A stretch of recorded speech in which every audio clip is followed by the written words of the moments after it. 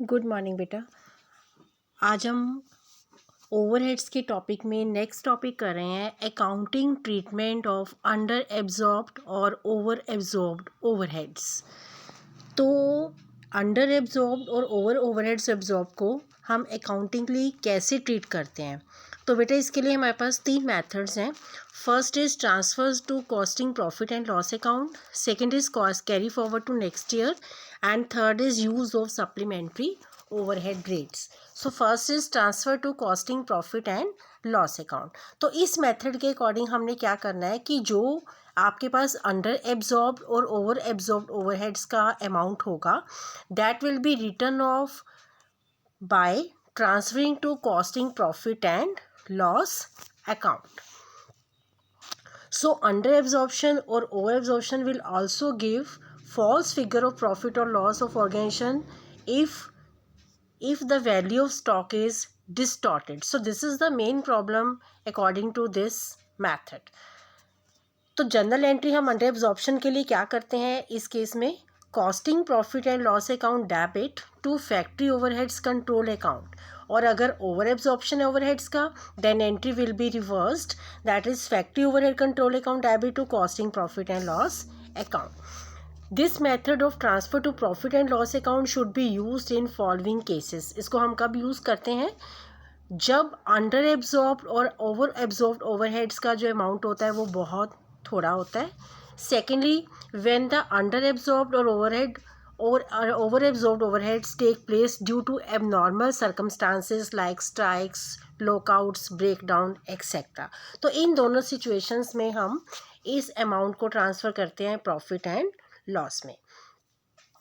Second is carry forward to next year.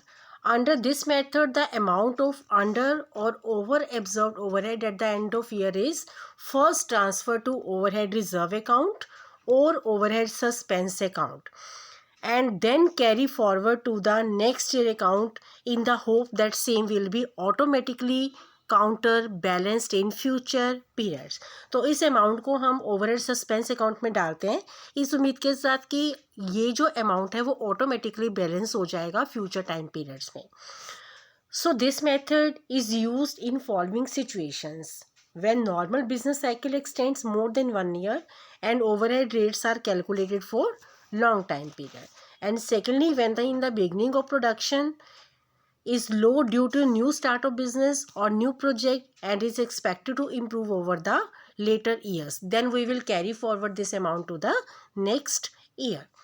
Third is use of supplementary overhead rate. If product is still unsold, then this method can be used very easily. So this method should be used where under or over absorbed overheads are quite large. Supplementary rate is calculated as amount of under or over absorption upon actual base. Next is absorption of office and administrative overheads.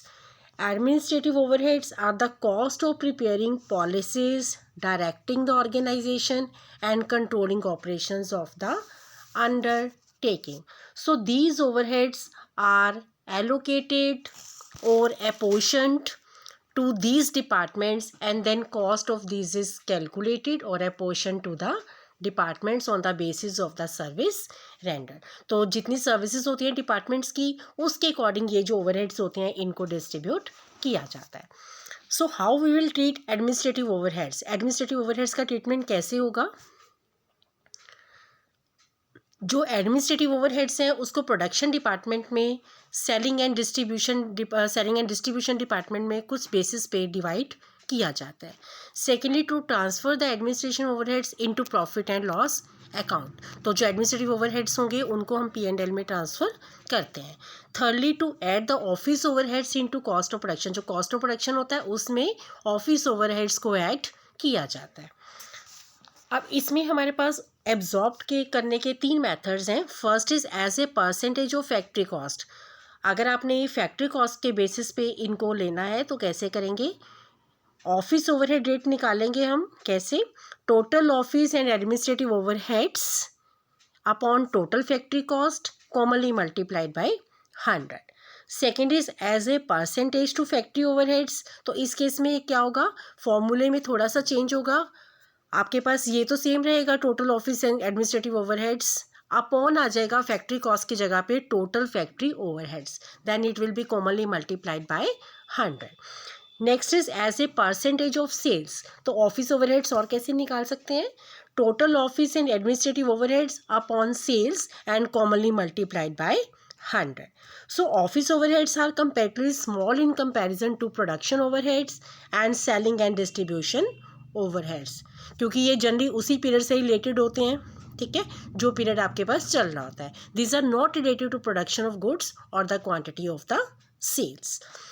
So some control can be exercised for these overheads. Firstly, by comparing with past performance.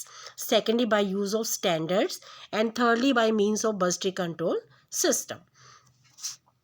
Next comes selling and distribution overheads.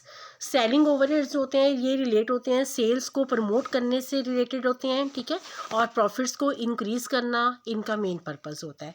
तो selling overheads को हम marketing expenses भी कहते हैं, जिसमें हम distribution overheads को include करते हैं और सेलिंग ओवरहेड्स को इंक्लूड करते हैं. तो सेलिंग ओवरहेड्स जो होते हैं वो सेल्स को मेंटेन करने के लिए होते हैं, और जो डिस्ट्रीब्यूशन ओवरहेड्स होते हैं ये रिलेटेड होते हैं with placing the goods from the place of production to the place of consumption. Production के प्लेस से लेके कंजम्पशन के प्लेस तक के जो एक्सपेंसेस होते हैं these are included in this category, ठीक है. तो अब इसमें जो आपके पास सेलिंग एंड डिस्ट्रीब्यूशन ओवरहेड्स हैं उसको हम कैसे एब्जॉर्ब कर सकते हैं. So there are different methods for absorbing this. First is rate per article. इस मेथड के according selling and distribution overhead per unit कैसे निकाल सकते हैं.